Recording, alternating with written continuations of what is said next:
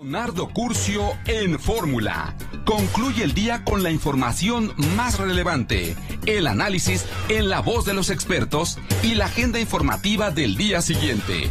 Leonardo Curcio en Fórmula. ¡Comenzamos! Leonardo Curcio en Fórmula. Bienvenidos a el espacio informativo del doctor Leonardo Curcio. Los saluda Jaime Núñez. Estamos en vivo a través de la televisión. Ya estamos una hora de camino en la radio y continuamos en la propia radio. Vamos con un resumen de lo más relevante que ha ocurrido en México y en el resto del mundo. Y hay que comenzar con lo que está ocurriendo en torno al COVID-19. Hoy se registra el número más alto de contagios. En las últimas 24 horas suman 31,116, la cifra más elevada. Hay 60 defunciones. El IMSS dio a conocer que se reactiva este permiso COVID 4.0 ante esta alza en los contagios. Y en el Estado de México se detectaron los primeros 2 casos de esta viruela del mono, que también tiene en alerta a la comunidad científica y médica en México y en el mundo. Confirman la muerte de un segundo mexicano en el tiroteo de Chicago. Roberto Crimo, este joven, ya confesó culpabilidad del crimen y reveló que pensaba perpetrar incluso otro ataque. Tras la detención de Octavio Leal Moncada, líder de la llamada Columna Armada, presuntos habitantes de Hidalgo, Tamaulipas, realizan bloqueos en la carretera en Ciudad Victoria y Monterrey. En este trayecto exigen que sea liberado. También fue detenido su hijo Tavo Leal por agredir a un médico. Hay información por parte de la propia autoridad, en este caso por parte de quienes significan o representan la seguridad en Tamaulipas y lo que esto está ocurriendo. Luis Alberto Rodríguez Juárez, el vocero de seguridad, ya dio a conocer que hay operativos sobre estos bloqueos en Tamaulipas de los presuntos integrantes de la denominada Columna Armada. Vinculan a proceso a 7 detenidos en Urique, entre ellos al primo de El Chueco, presunto homicida de 2 sacerdotes jesuitas y de este guía de turistas, y de los 2 jóvenes que fueron sacados a la fuerza de su domicilio y que incluso quemaron el domicilio. Aún no se sabe nada. PAN, PRI y PRD exigen a Andrés Manuel López Obrador frenar el baño de sangre en México, mientras que la Iglesia Cristiana Evangélica pidió a la Iglesia Católica no incendiar el país, descalificando la estrategia de seguridad del mandatario. Así esto. Laida Sansores difundió otro audio de Alejandro Moreno, en donde exhibe un supuesto intento de presión a empresarios. El líder del PRI niega haber huido del país. Hoy se reunió con el presidente de España, Pedro Sánchez, en donde expuso datos sobre la inseguridad en México. Así lo dijo Alejandro Moreno. Pero México, que ustedes conocen, es un gran país. Hoy vivimos tiempos muy complicados. Tenemos más de 123,000 homicidios en 4 años, más de 3,500 secuestros, más de 2,000 feminicidios. Yo le agradezco mucho a mi amigo, a Luis Ayala, quien está haciendo un extraordinario trabajo al interior de... Bueno, es lo que dijo el dirigente nacional del PRI. En ese sentido, José Murat, exgobernador de Oaxaca, se deslindó del líder del PRI y asegura que el audio fue fabricado de mala fe con la intención de confrontar. También dice que, está a disposición del periodismo serio para responder preguntas. Así que, veremos si en los siguientes días alguien aquí en Grupo Fórmula o el exgobernador decide tomar la llamada de quien solicite una charla para entender en qué contexto se dijo esto que se escuchó el día de ayer. Vamos a la pausa, 8:05, regresamos. Continuamos las 8 de la noche con 8 minutos, es el tiempo del centro del país. Gracias por continuar con nosotros. Ya le decíamos en la primera hora, a través de la radio 104.1 FM 1500 de AM, que el doctor Leonardo Curcio en este momento ya me imagino que debe de estar en el avión. Hace unos minutos platicaba con nosotros, se encontraba ya a punto de abordar este viaje que iniciará en unos minutos para llegar a París, Francia, y tener actividades las cuales nos estará compartiendo en este su espacio informativo. Pero antes de ello, vamos contigo, Sara Pablo. ¿Qué pasó hoy en la conferencia del presidente López Obrador? Hoy es el miércoles del quién es quién en las mentiras, donde, bueno, pues buena parte de este ejercicio se dedicó en torno a la inauguración de la refinería Olmeca, a desmentir buena parte de los comentarios y las informaciones que se han dado en medios digitales y en medios también de corte nacional, tanto escritos como electrónicos. Y también hubo un señalamiento importante que nuevamente causa mucha polémica, que tiene que ver con el fiscal de la República, entre otros datos. Mi querida Sara, ¿cómo te va? Muy buenas noches. ¿Cómo estás, Jaime? Muy buenas noches. Sí, fíjate, para el presidente Andrés Manuel López Obrador, el fiscal Alejandro Gertz Manero no ha cometido delitos graves y por ello no ha solicitado su remoción. Así lo precisó en su conferencia mañanera. Cuestionado sobre la lentitud en las investigaciones que realiza la Fiscalía en torno a presuntos actos de corrupción, la falta de resultados y las acusaciones de que Gertz ha utilizado los órganos de procuración de justicia para fines personales, señaló que cualquier servidor público puede ser juzgado, pero las acusaciones y estas denuncias deben probarse. Y su obligación, dijo, como presidente es garantizar la gobernabilidad del país. Sin dar nombres, añadió que hoy están detenidas en la cárcel personas que no hubieran sido tocadas en un régimen distinto. Hasta lo que yo tengo conocimiento, y no soy cómplice de nadie, no establezco relaciones de complicidad con nadie, el fiscal no ha cometido delitos graves y por eso yo no he solicitado la remoción del fiscal. Así de claro, cada quien tiene su manera de pensar. Y sí, está actuando la fiscalía. Está mal que yo hable aquí de algunos personajes. Es más, no los voy a mencionar, pero están detenidos personajes que en otros tiempos, pero ni en sueños, si no se hubiesen dado estos cambios. Y bueno, pues el presidente de la República, a menos de una semana de su visita a la Casa Blanca para reunirse con su homólogo de Estados Unidos, Joe Biden, consideró que ante la crisis mundial es momento de una política que llamó atrevida, enfrentar resistencias y tomar decisiones firmes en materia migratoria, avanzar en un acuerdo laboral que implique el otorgamiento de mayor número de visas de trabajo, y todo esto pues será planteado. Dijo que no daba a conocer cuál es la propuesta concreta, pero que va en ese sentido. También sostuvo que la migración debe dejar de ser un tema de polleros, de particulares, para que se convierta en un asunto que competa a los gobiernos como debe ser. No hay trabajadores en Estados Unidos para sus actividades productivas. Entonces, ¿por qué negar este hecho real, la falta de trabajadores? Y al mismo tiempo impedir que lleguen migrantes, porque se mantiene desde hace mucho tiempo una política injusta de pagarle menos al trabajador indocumentado y de poderlo correr cuando les da la gana. Entonces, mi planteamiento es, vamos a ponernos de acuerdo en lo laboral y vamos a ordenar el flujo migratorio y vamos a legalizar la contratación de trabajadores, que no sea un asunto de particulares, de traficantes de personas, de polleros, de empleadores sin escrúpulos, sino que sea un asunto de gobiernos. Pues veremos qué resultados hay de este encuentro, que será ya la próxima semana, el martes. El lunes el presidente López Obrador viaja. Y bueno, pues va en ese sentido la propuesta. Parece, según las declaraciones que ha dado, pues el tema central será migración, pero también hablará de la integración que debe haber en América, Jaime. Me imagino que lunes y martes no habrá conferencia matutina. El lunes sí va a haber conferencia, va a darla antes de partir. Y el martes y miércoles, no, porque él dijo que regresaba el miércoles por la tarde.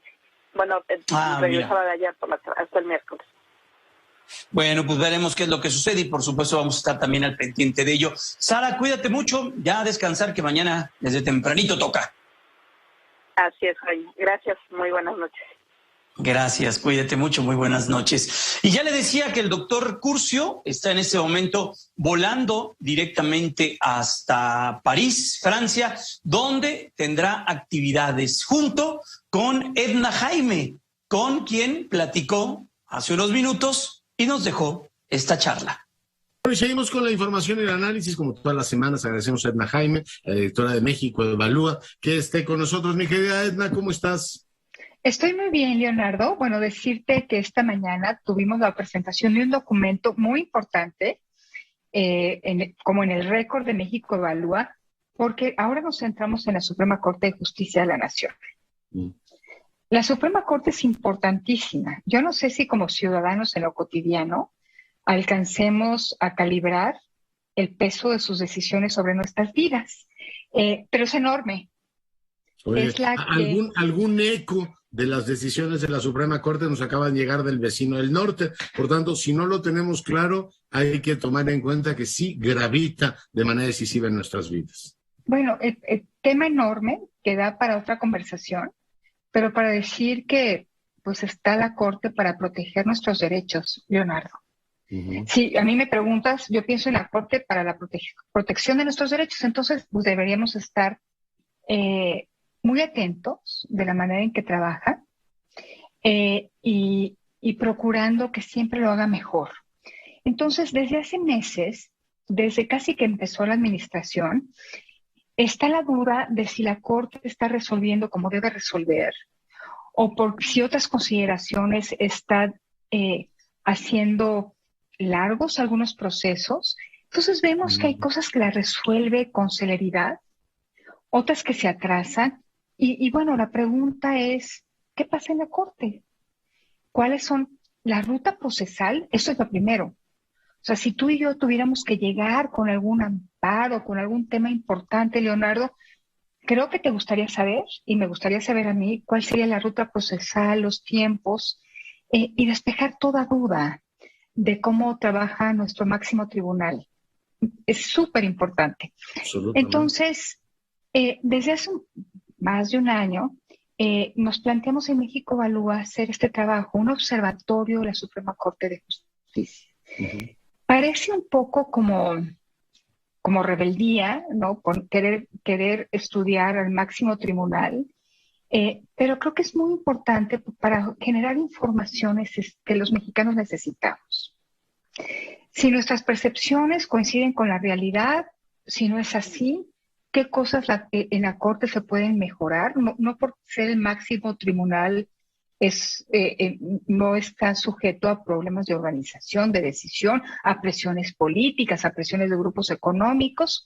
Entonces, tenemos un rato estudiando la Corte. Vamos a tener 2 publicaciones al respecto. Hoy se presentó la primera, Leonardo, de un trabajo muy exhaustivo que condujo mi colega Laurence Pantán. Ella es la coordinadora del programa de Transparencia en la Justicia de México Evalúa, y tiene un equipo muy talentoso al que reconozco y al que abrazo hoy. Pero la pregunta era, ¿cuál es la ruta y cuánto es el tiempo que toma un caso a partir de que lo recibe la Corte? ¿Qué recibe la Corte, Leonardo? Controversias constitucionales, acciones de inconstitucionalidad, amparos directos, amparos indirectos, y quisimos saber qué pasa. Una pregunta sencilla. Tuvimos en el proceso de elaboración del documento una sorpresa importante, Leonardo. ¿Cuál? No imaginábamos que íbamos a tener muchos problemas para acceder a la información que necesitábamos. Mira, cualquiera diría que es una Corte muy abierta, ¿no? Primer hallazgo. La Corte no es tan abierta como pensábamos. No es tan pública y no publicita lo que los ciudadanos merecemos saber. Entonces, pues ahí nos atoramos, pero también entendimos que era parte del proceso y este primer hallazgo fue muy relevante. Nos costó mucho trabajo construir la base de datos para poder responder a las preguntas que nos planteamos. No la pudimos completar la base de datos. Tienen información abierta, tiene una plataforma que se llama Alex, que tiene mucha información, pero no toda la que necesitábamos. Entonces, Leonardo, el primer paso fue pues hacer un montón de solicitudes de información. Recibimos información contradictoria de la propia Corte, de la Secretaría de la Unidad de Transparencia, recibimos cierta información, de la Secretaría de Cuentas recibimos otra, entonces, pues contradictoria. El caso es que no tuvimos la información para hacer el procesamiento necesario para llegar a las conclusiones que estábamos esperando. Mira, la Suprema Corte es un sujeto obligado como cualquier otro poder, ¿no? Con particularidades, Leonardo. Qué bueno que me lo preguntas, porque sometimos algunos recursos de revisión al INAI y la Suprema Corte tiene un trato de excepción. Ellos, el INAI pierde competencia cuando se trata de asuntos jurisdiccionales. Nosotros argumentábamos que todo era administrativo, queremos saber cuándo ingresó un caso, cuándo se resolvió el caso, algunas etapas procesales. Fíjate, Leonardo, que el INAI, la Suprema Corte decidió que ellos eran los que tenían que resolver, se convirtieron en juez y parte. Un consejo de ministros iba a conocer nuestra apelación, nuestro caso, iba a resolver y no lo resolvió en los tiempos establecidos, Leonardo. Entonces, pues aquí sí se vale un ouch. El órgano. Y sorprende que no sea por procedimiento que un consejo de ministros lo tenga que tratar de manera casuística, ¿no? Aquí sí, aquí no. En fin, no parece que sea lo más lógico, ¿no? No, y pues no resolvió. El tema es que no resolvió. Pudo habernos dicho, no procede tu solicitud de información, no existe la información. Pudo habernos dado una respuesta, no la recibimos, del órgano que garantiza nuestros derechos, Leonardo. Con la información disponible pudimos acercarnos a algunos hallazgos, Leonardo. Hay discrecionalidad que está en la propia ley.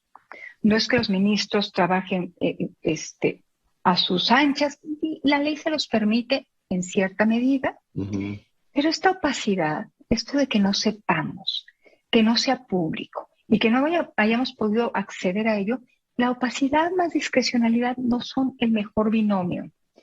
Entonces, conclusión, no te puedo decir, Leonardo, con precisión cuánto toma un caso, sacamos un promedio. Hay casos que superan por mucho el promedio, hay ponencias que tienen mucho más casos que otros, los turnos no siempre se respetan. Entonces, pues sí salió de este trabajo una serie de elementos que nos permiten poner en la discusión pública el tema de que hay espacios de oportunidad para que la Corte sea menos discrecional, sea más transparente y gane en legitimidad. Si no es así, Leonardo, podemos sospechar, no te puedo asegurar nada, pero podemos sospechar que puede haber intereses económicos, políticos, criterios de diversa índole, presionando o interviniendo en las decisiones de los ministros, cosa que no es deseable.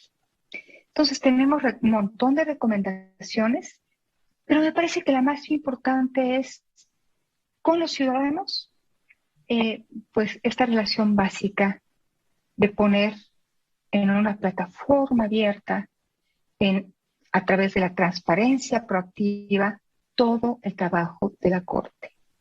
En la presentación que tuvimos esta mañana, tanto Blanca Lilia Herrera como Peter Sharp, un experto en gobierno abierto, decían, no puede haber justicia sin transparencia, Leonardo.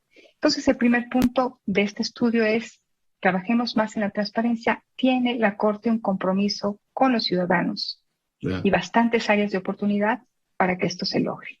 Oye, y aunque se sale un poquito de lo que han hecho, a mí me llamó la atención que la Suprema Corte, esta Suprema Corte, le haya quitado al INAI este tema como de definitividad que le habíamos asumido muchos, ¿no? Esta idea de que finalmente una resolución del INAI no podía ser atacable por la Suprema Corte, y ahora han dicho, haga, pues diga usted lo que quiera, la última palabra la tengo yo. Y yo no sé si esto, en fin, lo discutieron, pero es un tema que merece también una revisión muy importante, porque queda como pues el último altar de todas las iglesias, la Suprema Corte de Justicia, y refuerza el argumento que tú decías. Si además no es transparente, bueno, pues tenemos ahí un problema, Edna.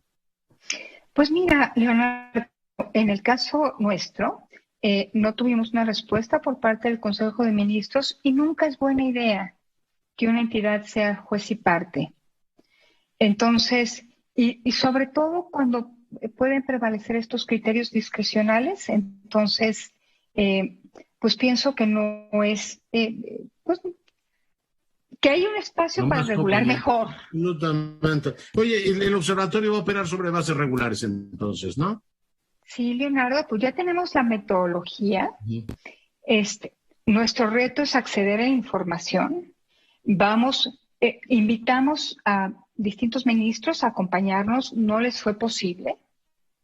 No es un documento que aplaudas, o sea, ciertamente no es un documento que aplauda algunos aspectos del trabajo de la Corte. Su interés conocer mejor su institución, ¿no? Y sobre todo una mirada externa. Pero sí espero que quien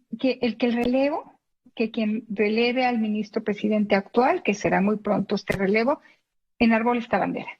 Para transparencia. Oye, te dejo porque tienes que tomar un avión. Por cierto, tengo que compartir con el auditorio que nos escucha y ve en todo el país, que tengo la fortuna de compartir en los próximos días un seminario importante, el Círculo de Economistas en Francia, con mi compañera Edna Jaime. Estaremos participando ambos en precisamente el mismo seminario, y ya platicaremos de la experiencia, por supuesto, la semana próxima. Edna. Me encantará encontrarte en Francia en discusiones sustantivas, querido Leonardo, y estoy impaciente por escucharte.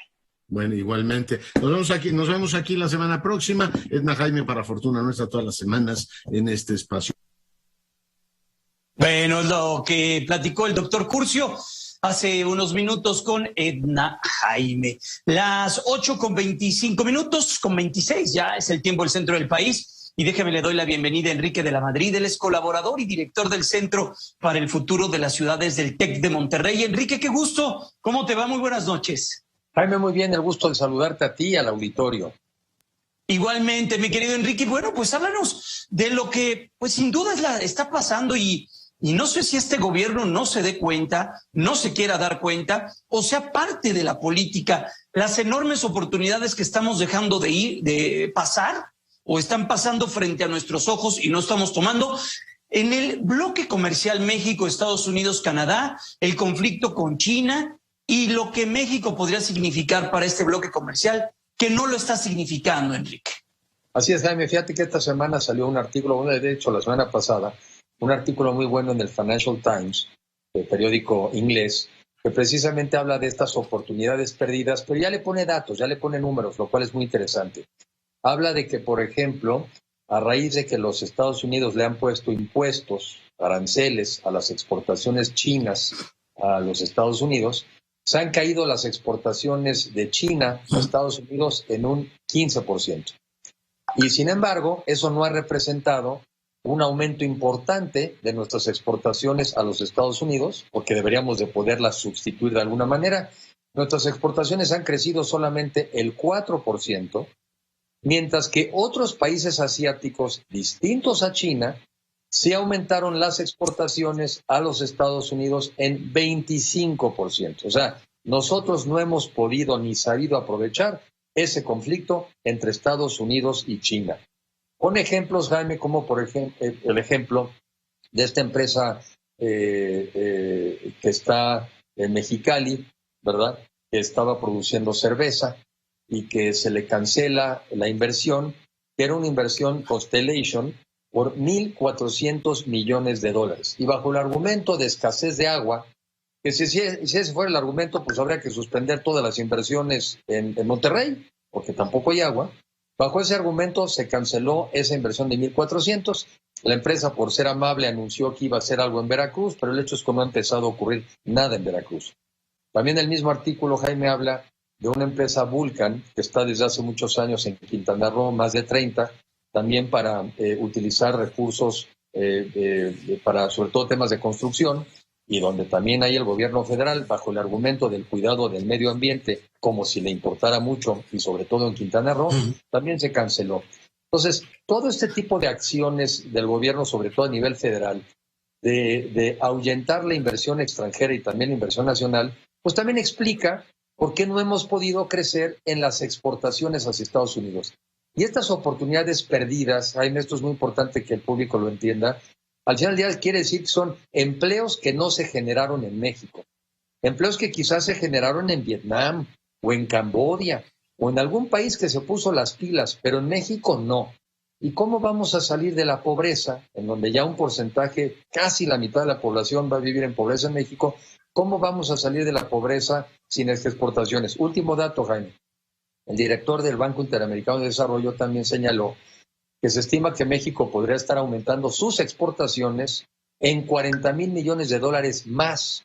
Y eso significa, como lo muestran las imágenes, pues es más empleo y sobre todo empleos mejor pagados, porque en el sector exportador, y eso lo recuerdo de mis épocas en Banco Nacional de Comercio Exterior, el sector exportador tiene salarios en promedio 30% al del resto de la economía. Entonces, a la pregunta que tú hacías de que es porque no las ven o es por diseño, pues ojalá que sea porque no las ven, pero quiere decir que dejan de ver mucho, porque hay muchas oportunidades para que este país crezca, genere empleos dignos y cada vez mejor pagados, la única manera de salir permanentemente de la pobreza en un país, Jaime.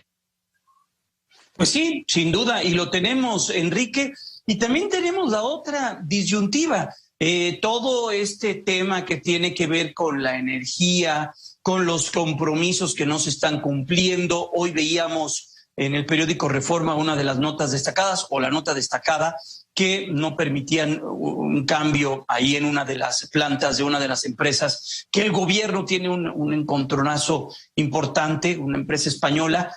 Pues lo que estamos dejando de hacer, Enrique, que este país requiere de inversiones, particularmente en generación de energía, porque la economía tiene que seguir creciendo, los capitales tienen que seguir llegando, las plantas tienen que seguir desarrollándose, y si tenemos ese cuello de botella a futuro, pues difícilmente el país se va a convertir en atractivo o va a ser atractivo.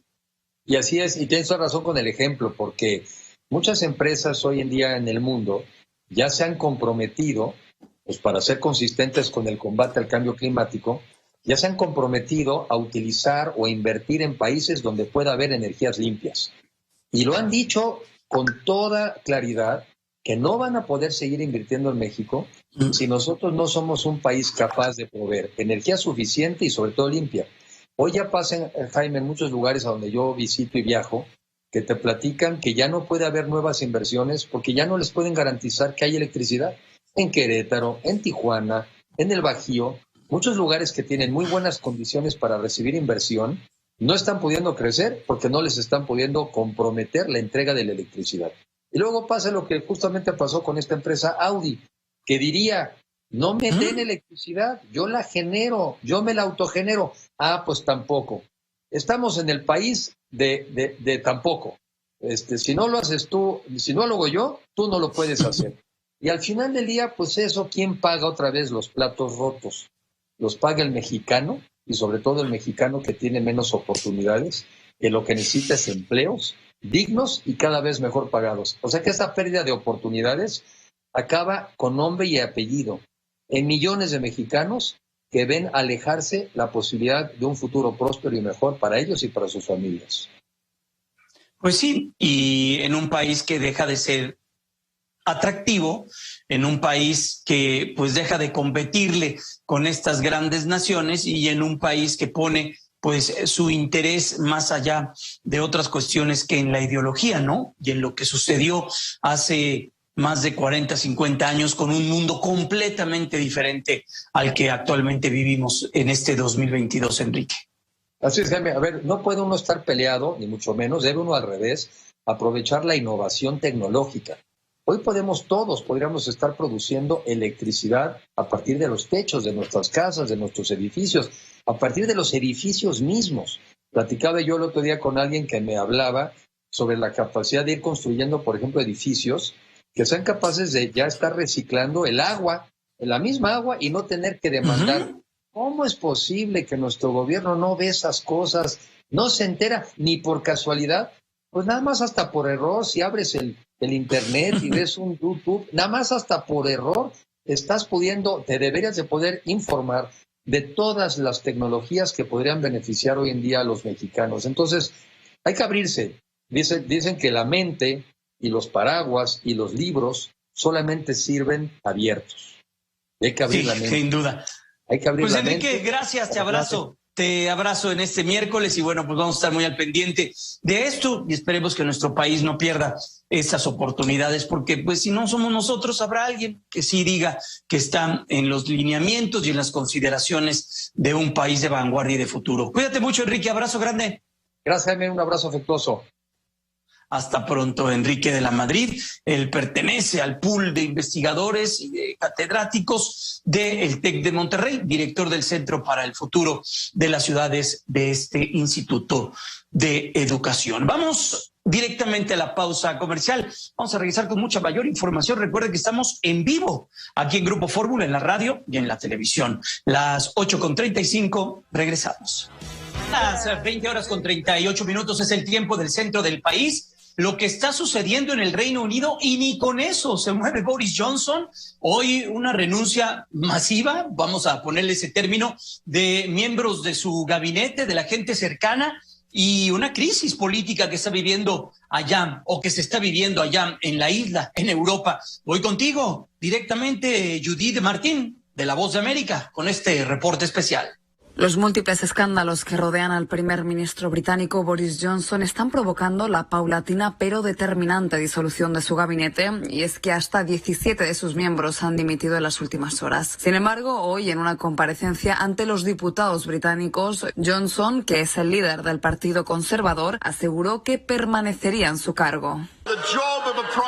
El trabajo de un primer ministro en circunstancias difíciles, cuando se le ha otorgado un mandato colosal, es seguir adelante, y eso es lo que voy a hacer. Hoy los secretarios parlamentarios de Infancia, de Educación, del Tesoro y del Interior se sumaron a una larga lista de renuncias que ponen en riesgo la estabilidad del gobierno británico, y es que los trabajadores públicos aseguraron que no podían continuar bajo las órdenes del primer ministro, en el momento en el que numerosas controversias éticas y su manejo de esos asuntos manchan su mandato. Además, cada vez son menos los que desde su propio partido político deciden apoyar públicamente al mandatario Johnson. En tanto, miembros de la oposición política esperan un cambio de las reglas, de modo que se permita un nuevo voto de censura que podría acabar con la expulsión del primer ministro británico, el cual por ahora no contempla abandonar su cargo. Judith Martín Rodríguez, Voz de América.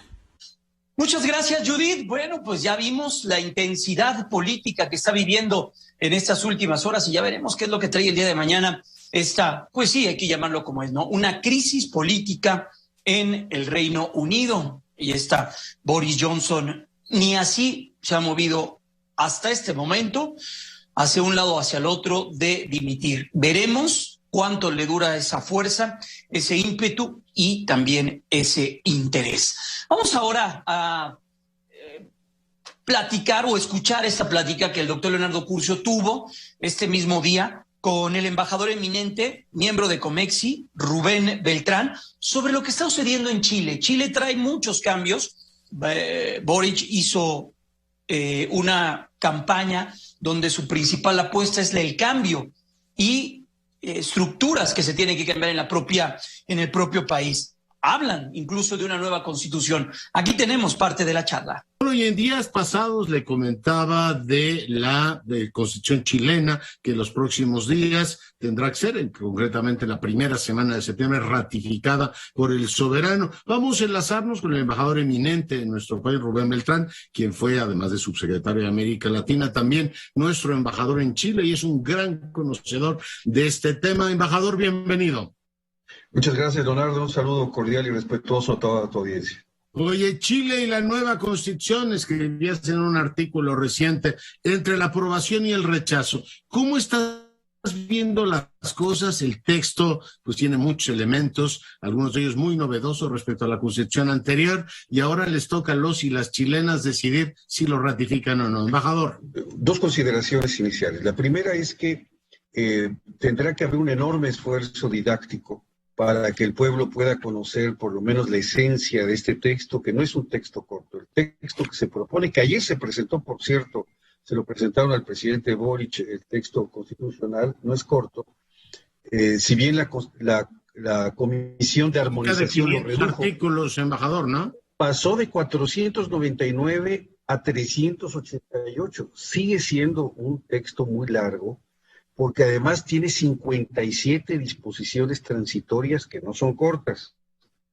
Entonces es un texto muy largo. ¿Eso qué quiere decir? Bueno, que habrá que hacer un esfuerzo didáctico muy importante para que el electorado, el pueblo chileno pueda votar con más conocimiento de lo que se trata. Esa es una primera consideración. La segunda es que las encuestas, ahora, la que salió todavía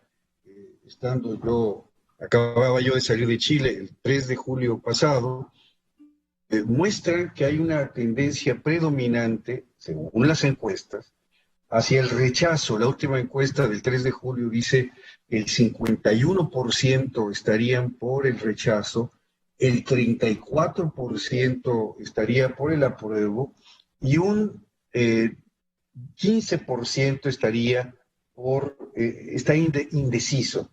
Eso nos mostraría en principio que hay mucho camino que caminar para que en estos 2 meses que van a transcurrir hasta el 4 de septiembre, el pueblo pueda conocer a fondo el texto. Pero tal vez yo llamaría la atención a algo que sucedió, sin duda, algo que movió la ecuación de manera muy importante.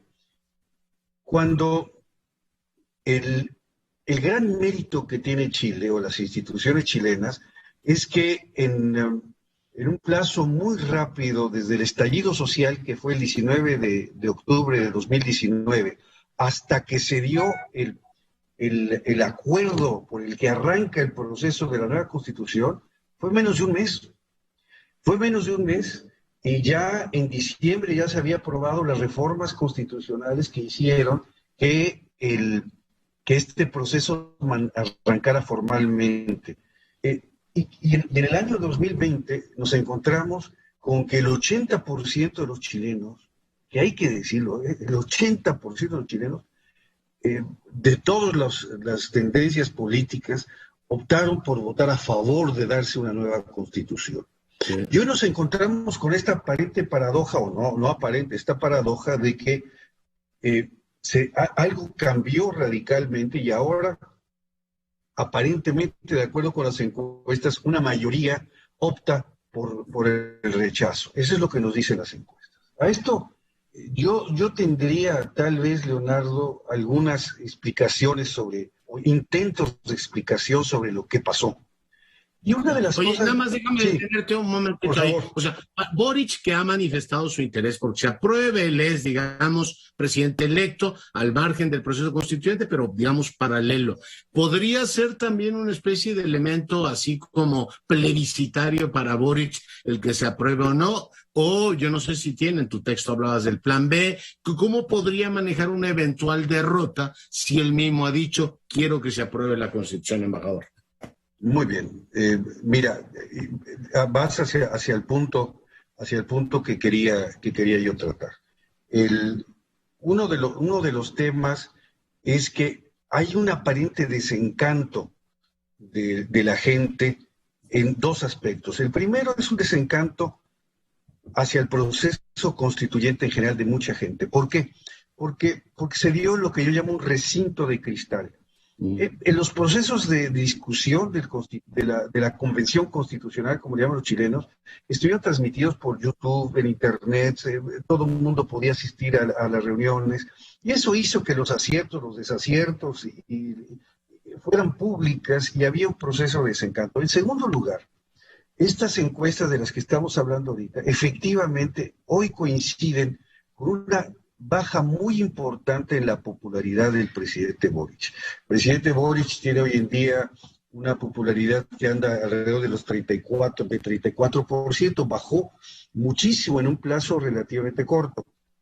Y además, varios miembros, él nunca ha ocultado que tiene una predilección o le gustaría una simpatía o se siente cercano al proceso constituyente y ha señalado que le gustaría ver que el texto fuera aprobado.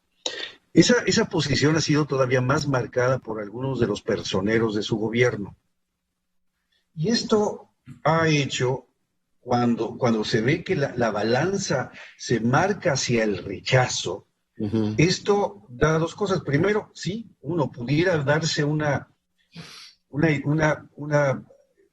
digamos, se podría igualar a una especie de plebiscito o de un referéndum hacia el presidente mismo, como muy bien señalas, y también respecto a algunos de los pasajes de la Constitución. Y por ello, de manera, me parece inteligente, en las últimas 2 semanas ha tratado de tomar distancia de esas declaraciones iniciales de algunos de su gabinete y ha dicho que sea cual sea el resultado del plebiscito, va a optar por la unidad de los chilenos. Lo que sí es cierto es una cosa: como se ve en la baraja, la historia no va a terminar el 4 de septiembre. La historia va a empezar el 5 de septiembre. ¿Qué quiero decir? Si la Constitución se aprueba, como toda Constitución no es autoejecutable, va a haber que empezar a legislar aquellas leyes indispensables para que los avances o las nuevas decisiones que se consagran en la Constitución, particularmente el área social, de organización de gobierno, de medio ambiente, de derechos indígenas y algunas otras, se tengan que legislar. Habrá que hacer nuevas leyes. Y por otro lado, si la Constitución se rechaza, para evitar que el país entre en un caos, yo creo que tendrá que haber un movimiento muy importante, no para relanzar un nuevo proceso constitucional, porque no creo que políticamente fuera viable, sino para legislar en algunas de las materias donde, sobre todo en el área social, que son producto del reclamo que dio origen al estallido social. Hay una ventaja que tiene el gobierno de Boric. El gobierno de Boric nació, se está desarrollando y morirá con el Congreso que está ahorita en funciones. Eso es una ventaja. Eso quiere decir que hay un Congreso experimentado, un Congreso establecido, y que sea cual sea el resultado, la teoría que escuché en Chile es: se aprueba y como tiene alguna deficiencia, habría que reformarla inmediatamente, probablemente. O si se rechaza, hay que legislar. Entonces, me parece que esa solución va a dar una especie de solución virtuosa que pudiera dar una oportunidad al gobierno de Boric, precisamente a lo que tú señalas, Leonardo, de encontrar un plan B que permita sacar adelante este proceso tan complejo, tan largo.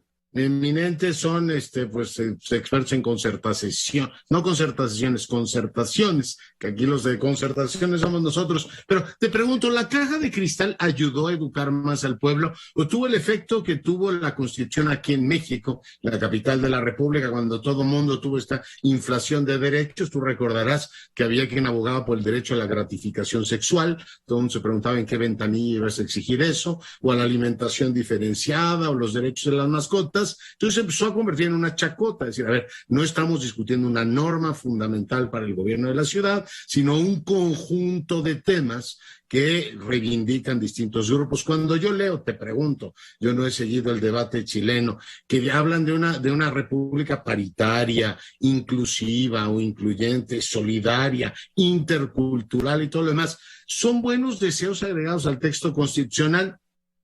¿O realmente hay un ánimo, digamos, socialmente aceptado de reedificar el pacto social sobre estas nuevas bases? Embajador. Hay dos posiciones, por lo menos, dentro de los constituyentes. Debo de señalar primero que nada que muchos de los constituyentes, de los 155 constituyentes, por lo menos un 30%, es decir, unos 50 de ellos, son independientes, no venían de ningún partido. Son gente que venía de la sociedad común y no tienen ninguna experiencia.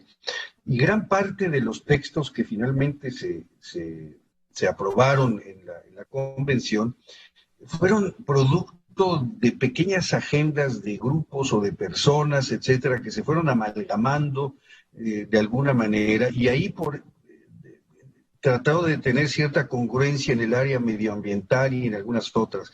Yo sí creo que hay un genuino deseo de avanzar en lo que dio, en aquellos temas sociales que dieron origen al estallido social, y yo creo que esa parte unifica, me parece, a la mayoría de los chilenos. Pero hay otros temas que tienen que ver con esta república paritaria, la eliminación del Senado por crear una Cámara de las Regiones, como le llaman ellos, con menores poderes que el Senado, o la creación de tribunales especiales para los pueblos originarios, y algunas otras que algunas partes de la sociedad me parecen muy complejas. Y también hay en el ánimo de algunos constituyentes más radicales de lograr francamente una refundación del Estado chileno. Me parece que esto es una idea que no cuaja en una mayoría, y por ello veo que si fuera aprobada sí habría un espíritu de reforma casi inmediato a la Constitución. Pero además veo que, como suele suceder en las encuestas, me parece que al final el plebiscito va a estar bastante más cerrado de lo que parece. Yo no me atrevería a hacer ninguna predicción, pero estaría bastante más cerrado porque va a venir, ahora sí viene la campaña. Ahora ya ha iniciado la campaña por el apruebo o por el rechazo. Y lo que es curioso, aunque es una elección binaria, o aparentemente binaria, aprobar o rechazar, es tremendamente compleja por la variedad de asuntos que hay que tratar en un nuevo texto constitucional. Sin embargo, yo sí creo que Chile tiene la oportunidad de salir adelante porque, insisto, el 5 de septiembre todo va a volver a comenzar. Pero hay que destacar una cosa, Leonardo, que es la gran lección de los chilenos.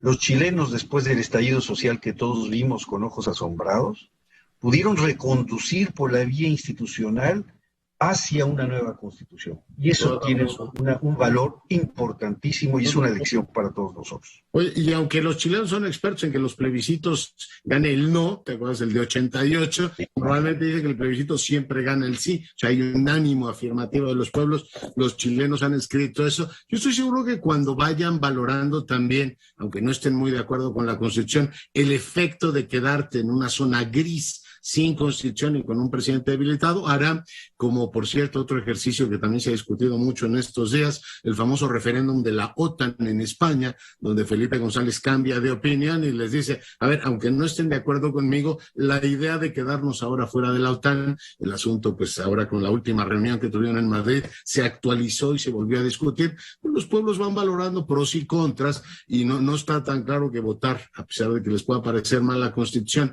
por el no, por el rechazo, sea la mejor idea para dar esa continuidad institucional al país, embajador.